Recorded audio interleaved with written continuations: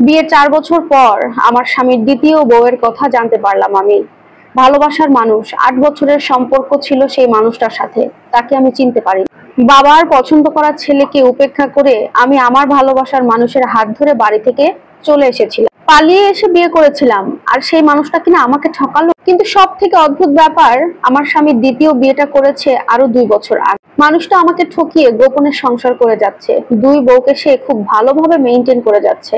এই কথাটা শোনা মাত্র আমার মনে হলো পুরো আকাশটা ভেঙে যেন আমার মাথার উপরেই পড়লো। আয়নার সামনে দাঁড়িয়ে শাড়ি পরছিলাম। আজকে হঠাৎ করে সাজার কারণ, আজকে আমাদের 4 বছর পূর্ণ হতে যাচ্ছে বিবাহিত জীবনের।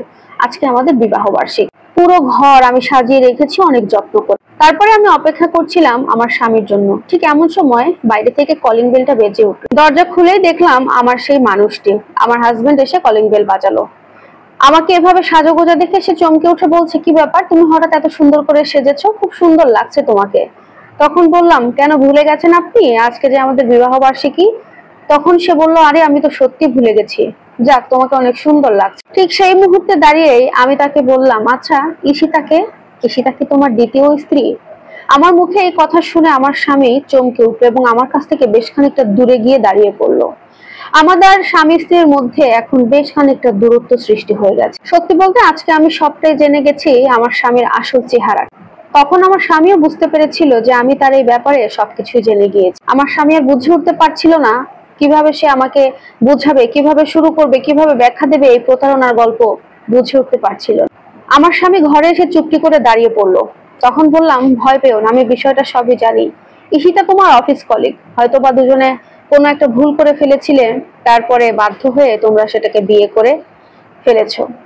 যাই হোক, কোনো সমস্যা নাই। আমার কথা শুনে মনে হলো আমার স্বামী নিঃশ্বাস নিতেই ভুলে গেছে। সব কথা বলার পরে স্বামীকে বললাম, চলো তোমার তো ক্ষুধা লেগেছে, তোমাকে খাবার বেড়ে দেই, আজকে তোমাকে খাইয়ে দেই। জানি না হয়তোবা এরপরে আর তোমাকে খাওয়ানোর সুযোগ হবে কিনা। কথা বলে ওর জন্য খাবারটা বেড়ে দিলাম প্লেটে। আমি ওকে নিজের হাতে খাইয়ে দিচ্ছিলাম আর আমার স্বামী আমাকে জড়িয়ে ধরে বলছিল, তুমি এই কথা কেন বললে, আমাকে আর খাওয়ানোর সুযোগ হবে না মানে কি, তুমি কোথায় যাবে? আচ্ছা আমাকে কি ক্ষমা করা যায় না শেষবারের মতো? সত্যি আমি বুঝতে পারিনি আমাদের মধ্যে কিভাবে সম্পর্ক হয়ে গেল, কিভাবে আমরা বিয়ে করে ফেললাম, আমি কিছুই বুঝতে পারি। তুমি যদি বলো আমি এখনই ঈশিতাকে ডিভোর্স করে দেবো, কিন্তু আমি তোমাকে হারাতে পারবো না। তখন আমি মুচকি হেসে বললাম, তুমি কি সত্যি বলছো? আমি বললেই তুমি ঈশিতাকে ডিভোর্স করে দেবে? এই প্রশ্ন করাতেই আমার স্বামী মুহূর্তের মধ্যে থমকে যায়। গলা ভারী করে আমার স্বামী তখন একটা কথাই বলে, ঈশিতা প্রেগনেন্ট। তখন আমি বললাম, এই সবকিছুই আমি জানি যে ঈশিতা প্রেগনেন্ট।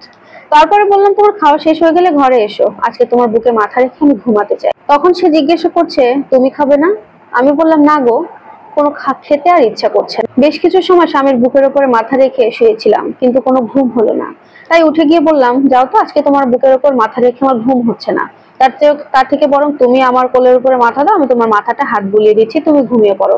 একদম শিশুর মতো আমার স্বামী ঘুমিয়ে পড়লো, আমি মাথায় হাত বুলিয়ে দিচ্ছি। মনে মনে খুব কষ্ট নিয়ে বলছিলাম, আজকে আমার স্বামীকে একটা খুশির খবর আমি দিতাম। আজকে এই 4 বছর সংসার জীবনের পর আমি মা হতে চলেছি, আমার পেটে 3 মাসের বাচ্চা। কিন্তু আমার স্বামীকে আমি সেই খবরটা জানাতেই পারলাম না যে তুমি বাবা হতে চলেছো। আমি যেহেতু খাবারের সাথে স্বামীকে ঘুমের ওষুধ মিশিয়ে খাইয়ে দিয়েছি, তাই আর সে খুব একটা জাগাতে পারবে। তারপরে আমার স্বামীর কপালে একটা চুমু এঁকে দিয়ে বাড়ি ছেড়ে চলে যাই অনেক দূরে প্রতারণার হাত থেকে। কারণ এখন থেকে আমাকে বাঁচতে হবে শুধুমাত্র আমার নিজের জন্য, আমার সন্তানের জন্য, আর অন্য কারোর জন্য নয়। তবে বাসা থেকে বের হওয়ার আগে আমার স্বামীর ফোন থেকে ঈশিতার ফোনে একটা মেসেজ করে দিয়ে এসেছিলাম যে আমার প্রথম স্ত্রী চলে যাচ্ছে, ঈশিতা তুমি চলে এসো, সারা জীবনের জন্য আমি আর তুমি একসাথে থাকবো। প্রিয় দর্শক, এই স্টোরিটি আপনাদের কাছে কেমন লাগলো? একটি আপুর জীবনী থেকে নেওয়া হয়েছে, খুবই মর্মান্তিক একটা ঘটনা। তো আপনাদের কাছে পরকীয়া সম্পর্কে কি মতামত অবশ্যই কমেন্টে জানাবেন। আল্লাহ হাফেজ।